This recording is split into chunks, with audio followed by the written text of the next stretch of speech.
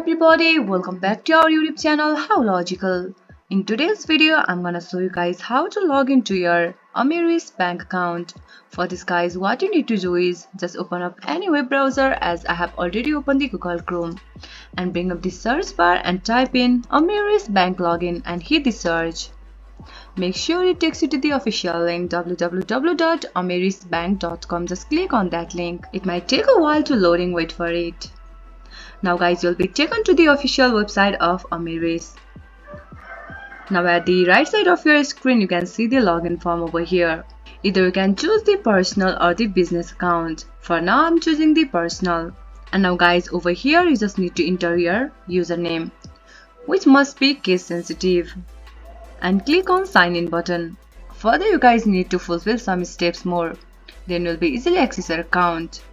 This much for today's video.